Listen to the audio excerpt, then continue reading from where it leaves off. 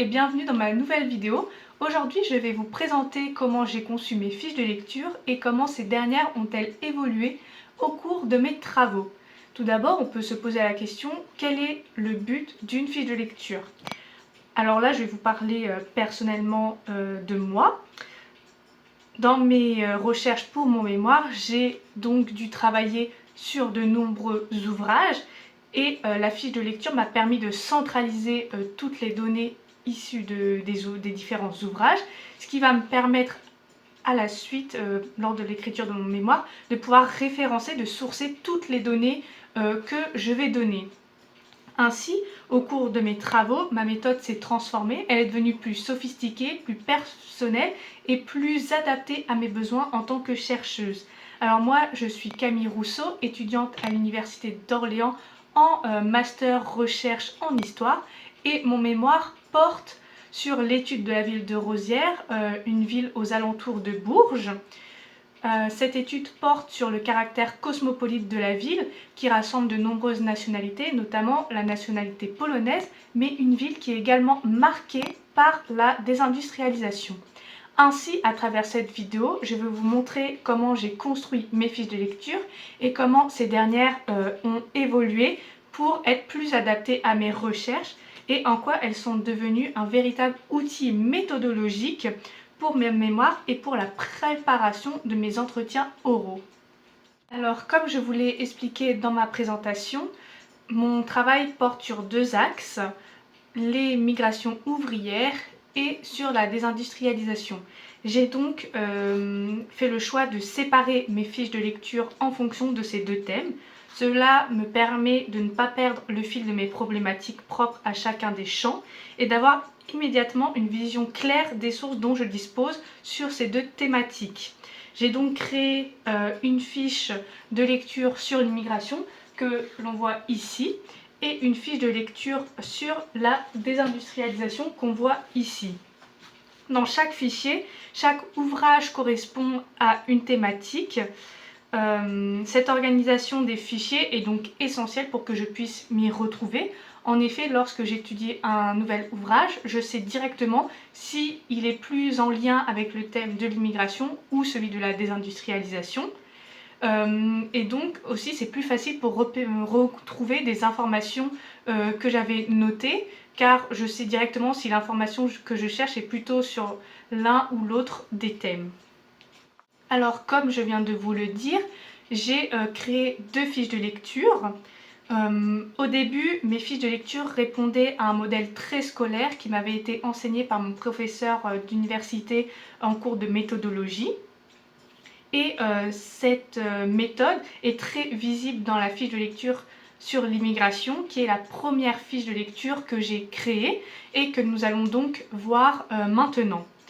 Comme on peut le voir sur la diapositive, dès que je trouvais un ouvrage, je le référençais de manière très nette et précise, très lisible. Je notais le titre, l'auteur, la date, l'éditeur et le numéro de page qu'il y avait dans l'ouvrage. Donc directement quand je vais sur la page, je vois toutes les données du livre, comme on peut voir ici. Ensuite, en second plan, on voit, bon c'est pas très net ici, je vais peut-être agrandir, c'est un petit peu mieux. Après avoir présenté mon livre, j'inscris le plan en entier, comme on peut le voir ici, avec plan. Je note les chapitres, les sous-parties, etc. Et chaque partie, chapitre qui était intéressant pour mon thème d'étude, je les surligne en jaune, comme on peut le voir ici. On peut le voir aussi pour un autre ouvrage. Tac, ici. Alors cette façon de référencer le livre est donc très utile, très lisible. Je vois directement toutes les informations et le squelette du livre. Cependant, ce n'est pas forcément très utile, notamment pour le plan, comme on peut le voir, qui est extrêmement long pour certains ouvrages, excusez-moi, et pas forcément utile. Là on peut voir que la majeure partie du plan est inutile pour mes besoins en tant que chercheuse. Ainsi, ma méthode a évolué et c'est ce que nous allons voir dans la fiche de lecture sur l'immigration. Avec l'expérience et l'évolution de mes besoins, ma méthode s'est modifiée et ce changement est particulièrement visible sur la fiche de lecture sur la désindustrialisation. Mais concrètement, qu'est-ce qui change? Tout à l'heure, je vous ai expliqué que lorsque je trouvais un ouvrage, je le référençais de manière très claire et lisible en forme de liste, comme nous pouvons le voir ici. Et maintenant, pour les fiches sur la désindustrialisation, dès que je trouve un ouvrage, je le note sous forme d'une référence bibliographique. Cette mise en page est très pratique, déjà je gagne de la place. J'ai toujours toutes les informations. En effet, titre, là je l'ai ici jusqu'au bout, vieillir et résister dans le monde ouvrier. Auteur, je l'ai ici, Rani Nicolas. La date 2024. Éditeur, La Découverte. Le nombre de pages, 208. Et j'ajoute même le lien web qui me permet de retrouver le livre sur internet.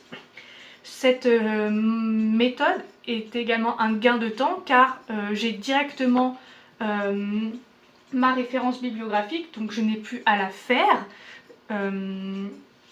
Ainsi, chaque ouvrage commence par une référence au format académique et la fiche de lecture devient un annuaire bibliographique qui m'aide à étoffer la bibliographie de mon mémoire. En effet, à la fin de l'écriture de mon mémoire, quand je devrais créer ma bibliographie ou même faire des notes-pages avec des bibliographies, je pourrais tout simplement copier-coller ce que j'ai déjà fait, ce qui est un gain de temps énorme. Alors du coup là c'est sur la présentation du livre. Maintenant, qu'en est-il de l'inscription du plan? Avant c'était ça, quelque chose de très long et pas forcément utile. Et maintenant, mon plan répond plus à mes besoins. En effet, je note directement les parties que j'utilise avec un code couleur. En rouge gras souligné, ce sont les chapitres du livre. En noir gras souligné, ce sont les sous-parties. Et il y a également des sous-parties qui là sont juste soulignées en noir. Donc là on peut voir un exemple un peu plus lisible. Première partie hors champ, un chapitre, hop là. Alors, maintenant nous allons voir sur ma fiche de lecture sur la désindustrialisation comment se visualise le plan. Pour ce faire, j'ai repris l'exemple jusqu'au bout, vieillir et résister dans le monde ouvrier de Renaï Nicolas. Donc on peut voir que maintenant je ne note plus intégralement le plan, ce qui est un gain de temps et d'espace. Alors il y a quand même des critiques à faire sur cette mise en page, sur cette méthode. C'est que je ne vois plus le squelette du livre et aussi je n'ai plus les références de pagination. Là on voit introduction, mais je ne sais pas où elle se trouve dans le livre. Bon, l'introduction c'est toujours au début donc c'est facile de s'y retrouver. Mais on comprend l'idée. C'est pourquoi maintenant, pour les nouveaux ouvrages que j'étudie, je marque les numéros de page. Alors je vais essayer de trouver un exemple. Voilà ici ce qui était aussi un exemple du diaporama. Maintenant, chapitre 1, je vois de quelle page à quelle page il se fait. Je fais ça exactement pour une autre sous-partie, ici, page temps à page temps, ce qui permet de mieux me retrouver dans le livre. Maintenant que nous avons vu la mise en page que j'avais créée pour présenter mes ouvrages, je vais vous...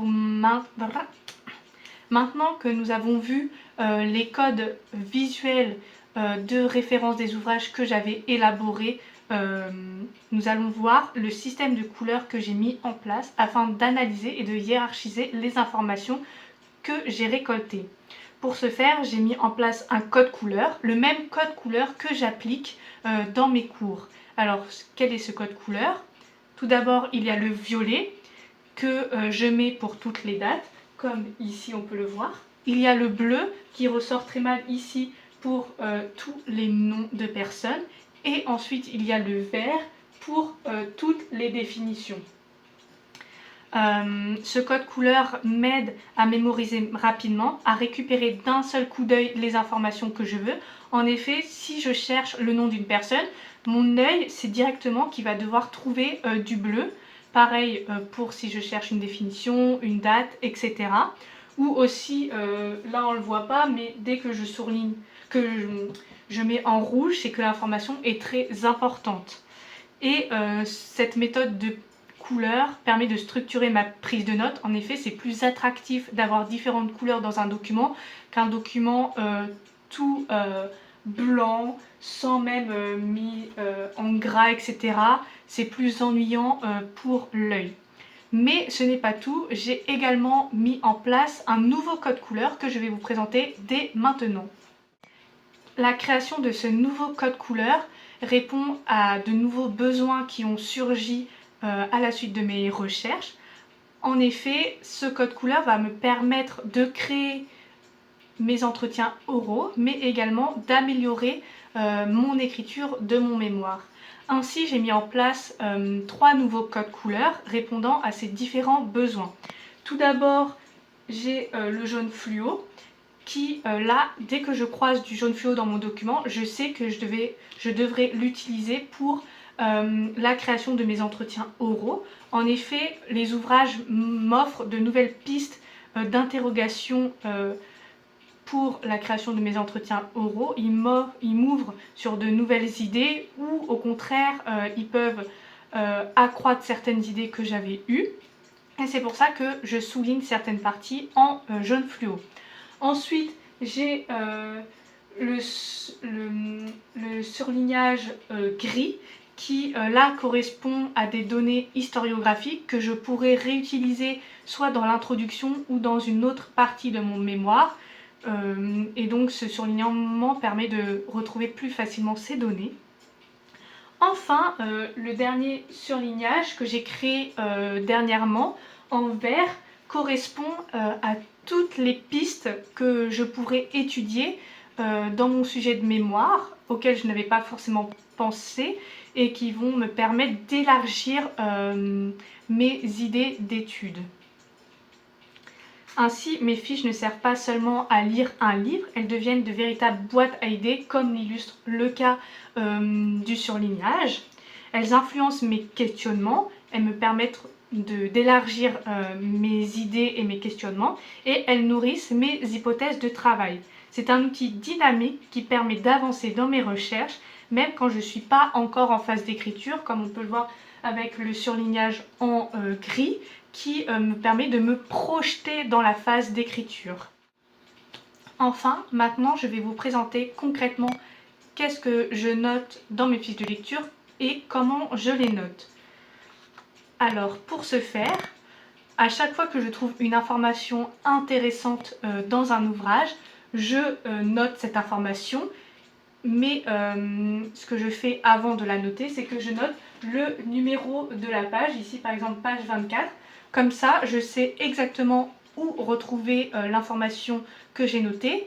Et dans mon mémoire, si, imaginons, je parle de cette information, que je la cite, je pourrais directement bien la référencer en note de bas de page en mettant l'ouvrage en référence bibliographique académique et en notant le numéro de la page. Donc c'est très important de bien noter chaque page où sont issues les informations que l'on note et qu'on va réutiliser plus tard, car sinon on peut être accusé de plagiat sans même en faire exprès volontairement.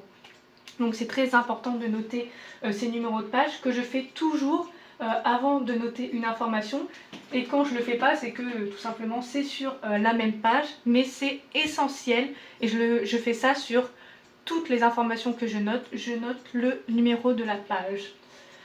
Et là par exemple ici on a 23-24, c'est que l'information que je note se trouve sur les deux pages, par exemple quand c'est une fin de page et une début de page. En plus de cela, je porte également une attention particulière aux notes de bas de page présentes dans les ouvrages. En effet, lorsque je lis certains ouvrages et que des passages m'intéressent, je vais les noter dans ma fiche de lecture, mais ces passages peuvent également citer d'autres ouvrages, d'autres travaux, etc. Et il est important que moi aussi je note ces notes de bas de page afin de pouvoir bien après sourcer toutes les données issues de quelqu'un d'autre. Alors par exemple, ici, durant les années 60-70, apparaît depuis longtemps désarmé. C'est une phrase que j'ai copiée telle quelle de l'ouvrage. Et dans l'ouvrage, désarmé entre guillemets, était sourcé avec une note de bas de page que j'ai moi-même recopiée. Car en effet, le désarmé entre guillemets, excusez-moi, ne vient pas de l'auteur, ne vient pas non plus de moi. Donc c'est important de sourcer pour dire à qui appartient la donnée. Ainsi, dans mes fiches de lecture, je note précisément toutes les sources citées par les auteurs que j'étudie. De plus, cette inscription des notes de bas de page, ça me permet d'élargir ma bibliographie. En effet, je tombe sur des ouvrages auxquels je n'aurais pas pensé, que je ne savais pas qu'ils existaient. Donc c'est très bénéfique pour mon travail personnel. Ainsi, tout cela, l'inscription des numéros de page, des notes de bas de page, garantit une traçabilité des données et également une rigueur scientifique indispensable en histoire. Pour conclure, comme nous l'avons vu, mes fiches de lecture ont suivi une véritable évolution méthodologique. Je suis passée d'un fonctionnement très scolaire et académique, descriptif, à un outil personnel de travail intellectuel et scientifique. Aujourd'hui, mes fiches de lecture sont organisées par thématiques, celles sur l'immigration et celles sur la désindustrialisation, structurées autour de mes besoins réels de recherche, notamment avec l'élaboration du surlignage qui répond à mes besoins et conçu pour soutenir à la fois mon mémoire, ma méthodologie et la création de mon guide d'entretien. Ces fiches de lecture constituent un pilier essentiel de mon travail d'historienne en formation. C'est un outil qui me permet de mieux comprendre, d'analyser et d'interroger et de construire ma réflexion. Je vous remercie de votre attention tout au cours de cette vidéo et je serai heureuse de répondre à vos questions si vous en avez sur les fiches de lecture. À très bientôt!